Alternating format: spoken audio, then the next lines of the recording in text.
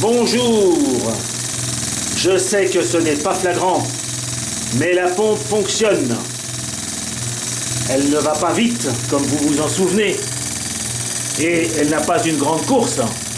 Bon, elle fuit d'un peu partout entre les drain cocks et les autres points, mais ce qui est important, c'est que la bulle que vous voyez ici, que j'ai créée exprès, me permet de vérifier que la pompe fonctionne et qu'elle fonctionne maintenant aux alentours du bar. Et j'ai testé tout à l'heure à 2 bars. Donc, le changement de bille, vous vous souvenez, j'ai dit je vais changer la bille inox par une bille Viton. Et bien je l'ai fait. Ajoutez à cela un petit joint en papier carte, truc que m'a donné mon ami Max, et vous remarquerez aucune fuite au niveau de la pompe a priori. A priori je dis bien parce que je vois quelques gouttes ici et je sais pas trop d'où ils viennent. Ah si, je sais d'où ils viennent. Ces gouttes viennent, d'où elles viennent? Elles viennent des drain cocks, des purges qui fuient un petit peu. Et puis un petit peu aussi du petit tuyau que j'ai mis ici juste pour faire un échappement. Donc j'ai démarré la séance de chauffe avec un réservoir aux 2000 litres ici et une chaudière pleine. Au bout de 3 minutes, 4 minutes, je suis déjà à demi-chaudière. Et hélas, le niveau ne bouge pas beaucoup.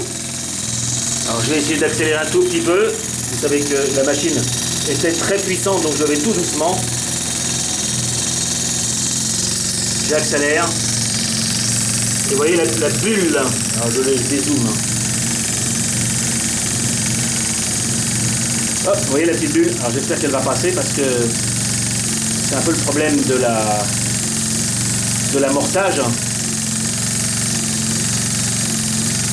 Alors je vais recréer une autre petite bulle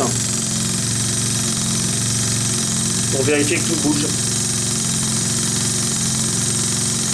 Hop, je sors.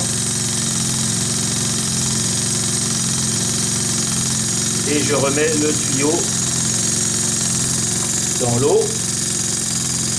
J'ai donc créé une bulle.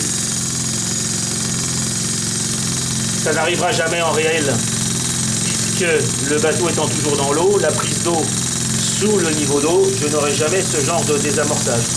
Alors est-ce que j'amorce? Est-ce que je désamorce? Regardez.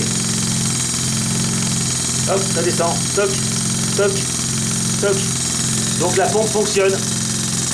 Mais comme je le craignais et comme me l'avait dit Max, à cette vitesse-là, la pompe n'a pas les capacités de la machine. Donc j'ai bien une pompe qui fonctionne. J'espère que, encore une fois, regardez la belle bulle que j'ai créée ici. J'espère qu'on la verra. Au moins l'eau ne recule plus, donc j'ai bien gagné. Elle descend. Donc ça veut dire que la pompe pompe. Mais hélas, j'arrive déjà en fin de chauffe. Alors que j'ai joué avec 6 minutes. Le dernier exercice que vous n'avez pas vu a été de remonter le sifflet qui fuyait un maximum. Alors je vais faire le test du sifflet. Avec un peu de chance, je finis sur un succès. Sinon, de toute façon, non. Avec le peu de chauffe, on va laisser monter un peu la chauffe. Parce que le chauffe, voilà, j'accélère un petit peu. Je n'ai pas encore monté de régulateur sur la machine, donc je laisse monter un peu la pression. Le sifflet devrait s'exprimer, vous voyez, il commence déjà à buller un petit peu, donc ça veut dire que la réparation que j'ai faite n'est pas trop mauvaise, puisque tout à l'heure il fuyait complètement et maintenant il fait que des petites bulles. Voilà, je suis à 2 bars et je l'essaye. Qu'est-ce que je me brûle, je vous raconte pas, j'ai les doigts complètement caramélisés. Et bien mon sifflet fonctionne en plus, donc j'ai 2 réparations pour le prix d'une.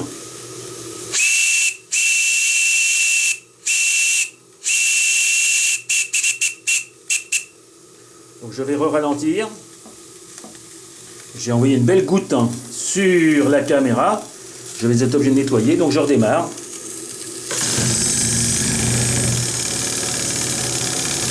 Je vous dis que c'est un monstre ce moteur. Voilà, et on entend un peu la pompe fonctionner. Alors je vois qu'il y a quand même de l'eau là, alors il va falloir que je regarde un peu d'où elle vient. Allez, c'est quand même, on va dire, un succès. Et en tout cas, c'est la dernière chose que je ferai sur cette pompe. Maintenant, je remonte tout dans le moteur avec une vanne bypass que je vais mettre ici pour pouvoir gérer justement la prise, l'amorce. Au revoir les amis.